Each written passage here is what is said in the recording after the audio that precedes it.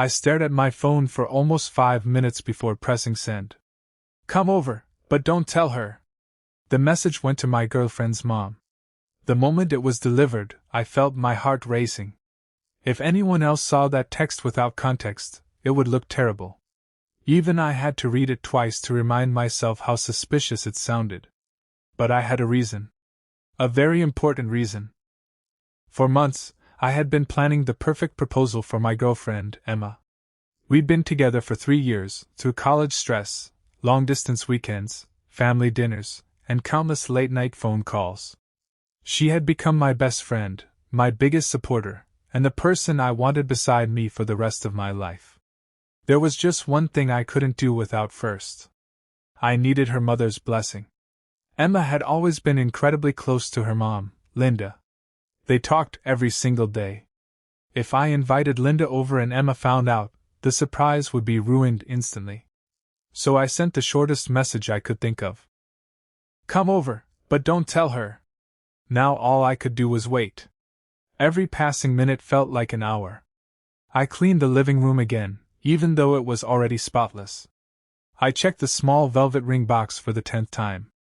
The diamond sparkled every time I opened it, reminding me that this was the biggest moment of my life. Then, knock. Knock. Knock. Exactly 10 minutes later.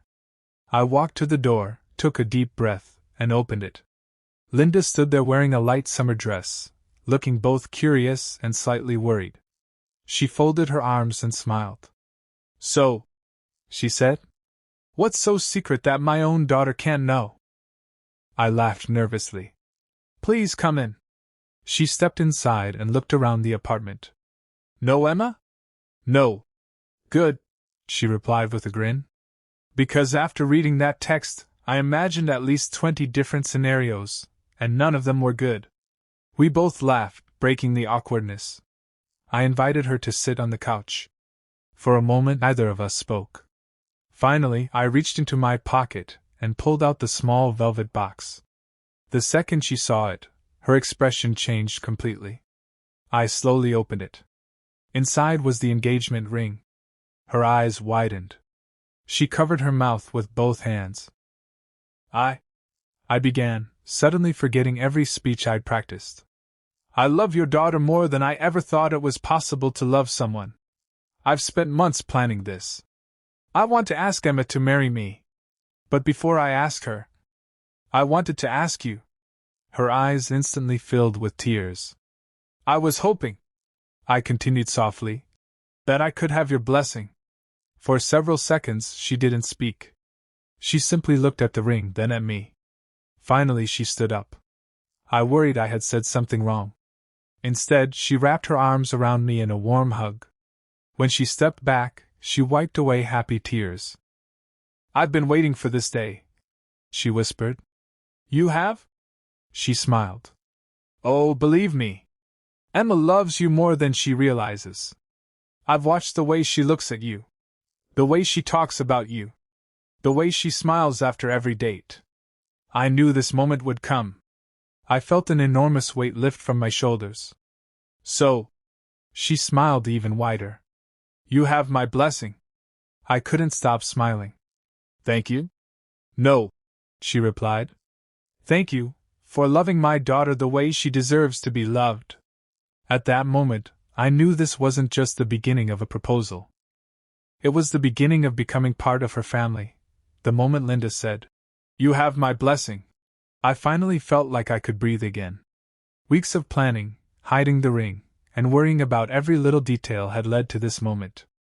I thanked her again, but she simply smiled and said, Now let's make this a proposal Emma will never forget. For the next 2 hours, we worked together in complete secrecy. Linda turned out to be an expert at planning surprises. She suggested decorating the living room with fairy lights because Emma had always loved them. We placed candles along the shelves, scattered fresh rose petals across the floor, and arranged framed photos from our favorite memories together. Every picture reminded me of another reason I wanted to spend the rest of my life with Emma. When everything was almost ready, Linda looked around the room and nodded with satisfaction. Perfect, she whispered. Now all we need is the bride-to-be. I laughed nervously. Let's not get ahead of ourselves. Oh, she replied confidently. I've seen the way she looks at you. Trust me. Even with her reassurance, I couldn't stop pacing. I checked the ring box at least 20 times. My hands were shaking so badly that I almost dropped it twice. You look terrified, Linda joked. I am. Good. I looked at her in confusion. If you're nervous, she smiled, it means this really matters. A few minutes later, Emma texted me. I'm leaving work now. I'll be home in 15 minutes. My heart skipped a beat. Linda quickly turned off the main lights so only the candles and fairy lights remained glowing. The apartment instantly felt warm and magical. I'll hide in the kitchen, she whispered. This is your moment. Before disappearing, she squeezed my shoulder. You've got this. The apartment became completely silent. Every second felt longer than the last. Then, I heard footsteps outside. My heartbeat became louder than the silence. The front door unlocked. Emma stepped inside carrying her handbag. Hello? She called. There was no answer. She walked a little farther into the living room. The moment she saw the candles, flowers, and glowing lights, she froze. What? Her eyes slowly moved around the room until they landed on me. I stepped forward with a smile. She looked completely speechless. What is all this? She whispered. I took her hands in mine. You've been my best friend from the day we met. She smiled through confused eyes. You've stood beside me during every challenge. You believed in me even when I didn't believe in myself. There isn't a single future I can imagine without you in it. Tears were already forming in her eyes.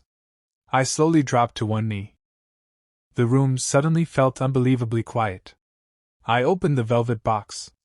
The diamond reflected the candlelight beautifully. Emma gasped and covered her mouth. For a second, neither of us spoke. Then I looked into her eyes. Emma, you make every ordinary day feel special. You make me laugh when life gets difficult. You've made me a better man simply by loving me. I don't just want you to be part of my life. I want you to be my forever. Will you marry me? Before I could even finish the sentence, tears rolled down her cheeks. She nodded again and again. Yes. Then she laughed through her tears. Yes. Of course I'll marry you.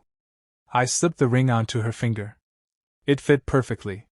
She immediately wrapped her arms around me, and we stood there holding each other while either of us could stop smiling. Just then, Linda quietly walked out of the kitchen. Emma looked at her in complete surprise. Mom? You knew about this? Linda laughed. He asked for my blessing first. Emma looked back at me with tears in her eyes. You texted my mom? I grinned. I did. She raised an eyebrow. What exactly did the message say? I laughed nervously. It said, come over, but don't tell her. Emma burst into laughter. Oh my goodness! If anyone had seen that message, they would have completely misunderstood it. Even Linda laughed. That's exactly what I thought when I first read it. The three of us couldn't stop laughing. What had started with the most suspicious text message imaginable ended with the happiest moment of our lives.